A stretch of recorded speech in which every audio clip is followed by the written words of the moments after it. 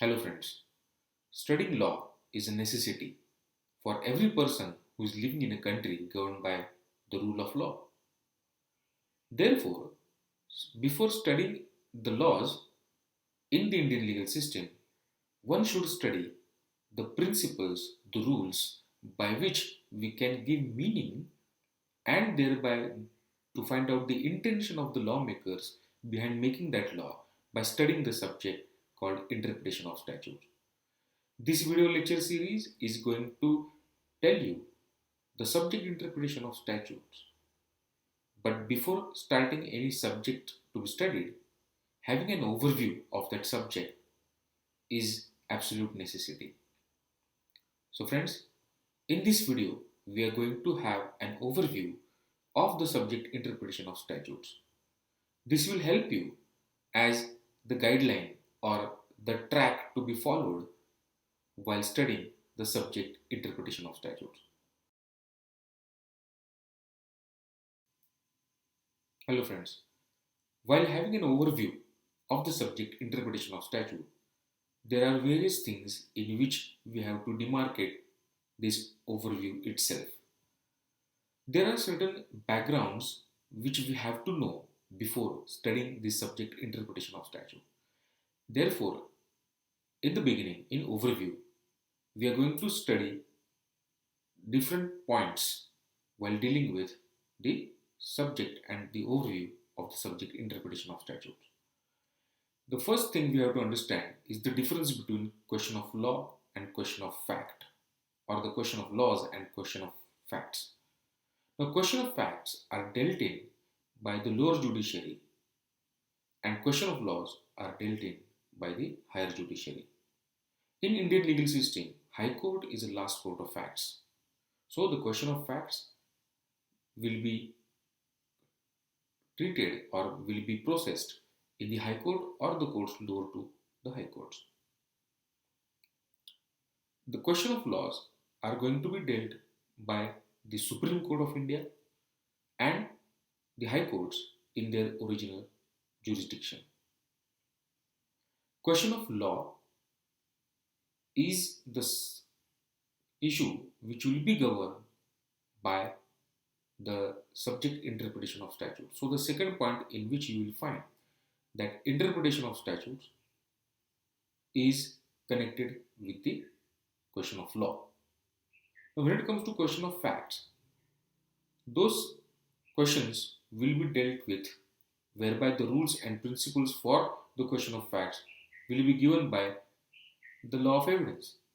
And where in India we have Indian Evidence Act 1872, which is dealing with the question of facts, where that Indian Evidence Act 1872 is giving us the provisions relating to which facts are relevant and how those relevant facts can be made admissible, and whereby how those facts will affect the judgments, and thereby the judgment will be given by the court.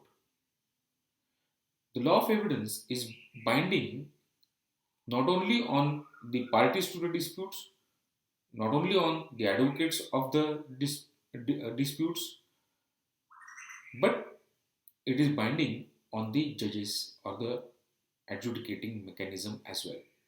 Similarly, the interpretation of statute subject, which is applicable to the question of laws, is binding on not only the clients to the disputes, not only the advocates to the disputes, but those rules and principles given in the subject interpretation of statutes, they are binding on the judiciary or the adjudicating mechanism as well.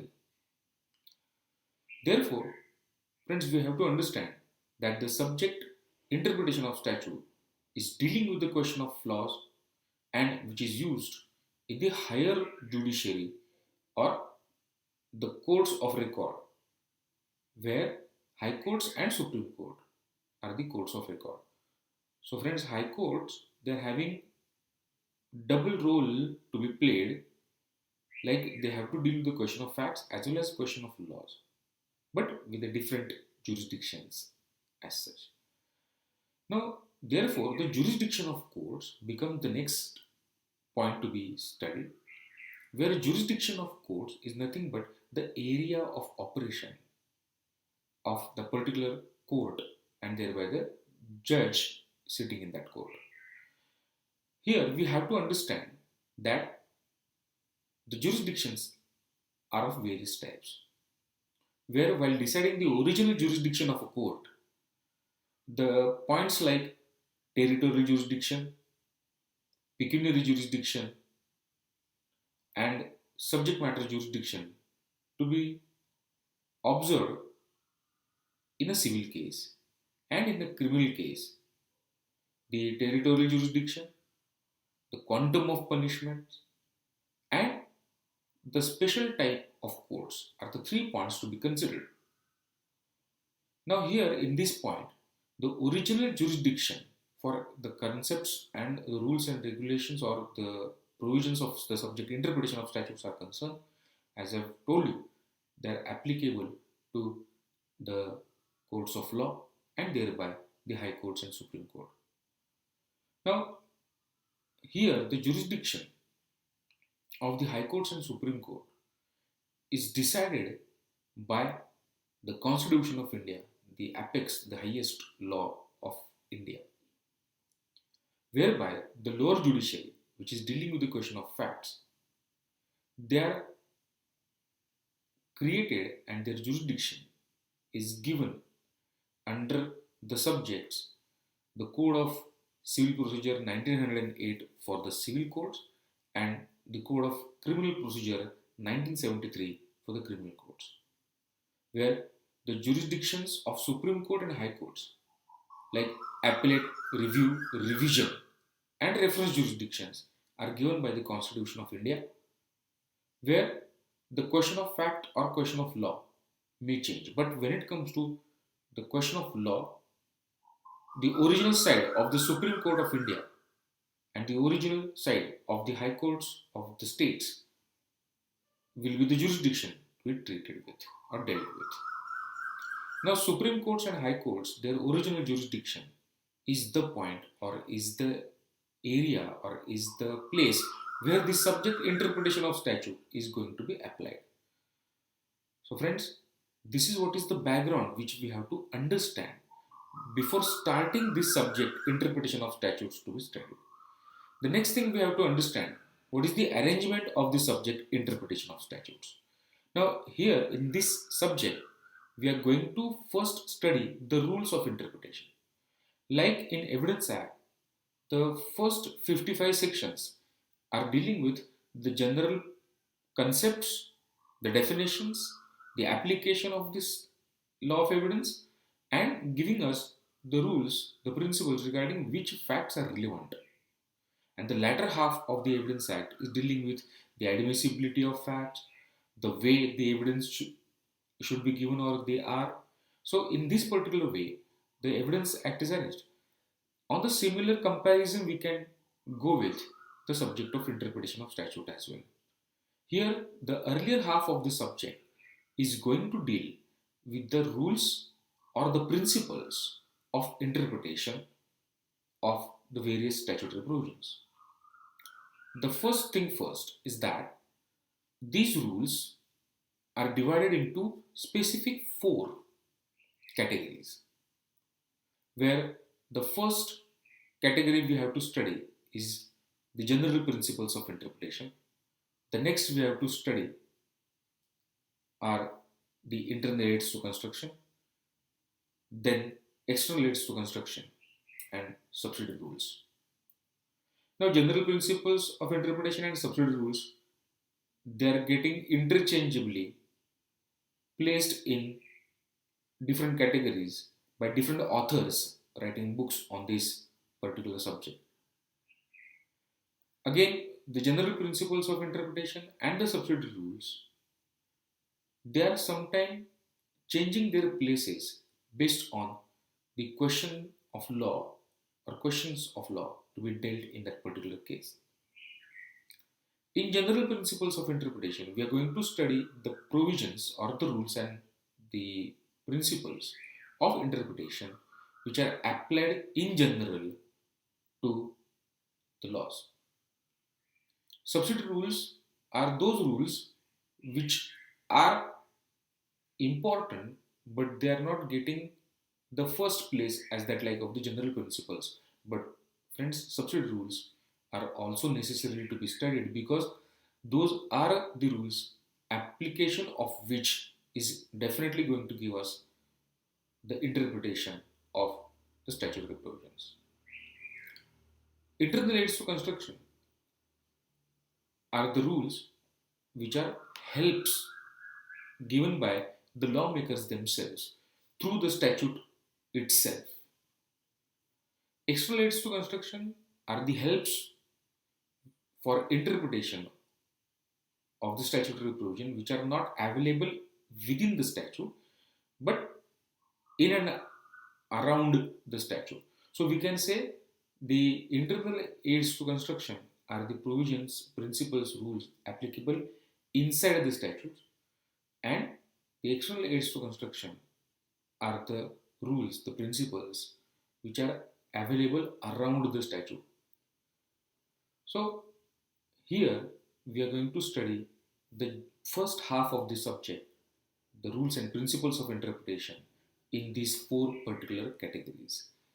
The next part is, or the latter half of the subject is the part of technicalities. Now, this technicalities part will be divided into two particular segments, general technicalities and special technicalities. Now, these general technicalities are those technicalities which are available, applicable, and necessary to be studied from the point of view that these technicalities are applicable equally to every law. Okay, so here in this, the first point is commencement of statute.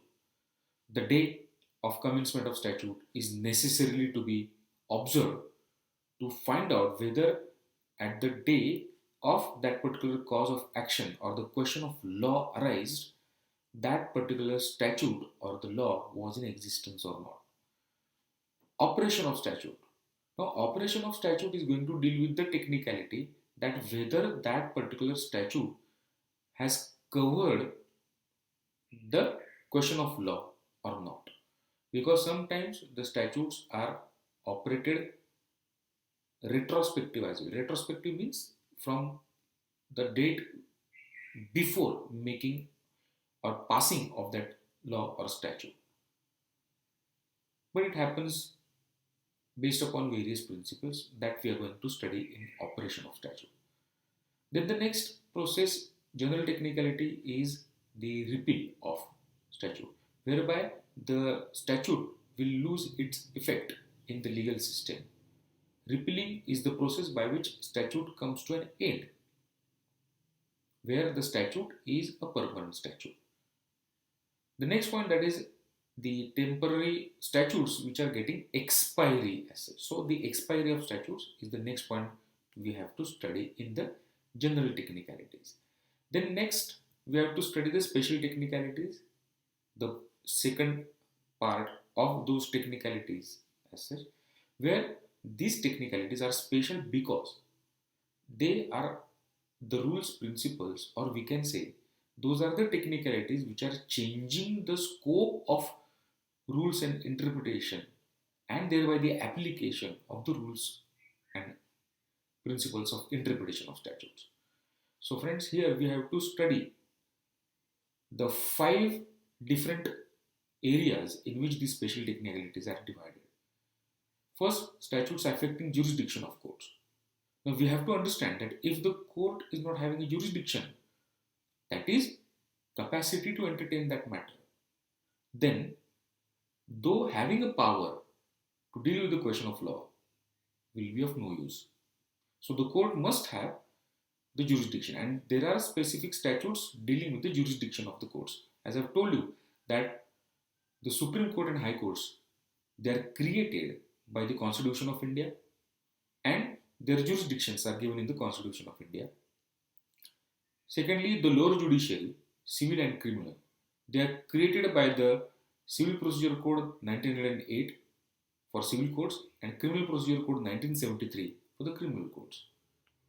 So, therefore, the original, appellate, review, revision, and reference are the types of jurisdictions where we have seen that original jurisdiction is based on territorial, pecuniary, and subject matter for civil codes, and territorial, quantum of punishment, and special codes for the criminal codes. So, there are statutes dealing with the point, that is the jurisdiction of courts. Jurisdiction of courts is a preliminary issue that is going to be treated earlier than hearing the questions of law or fact as such. So therefore, the statutes affecting jurisdiction, they are also interpreted in the question of law as such.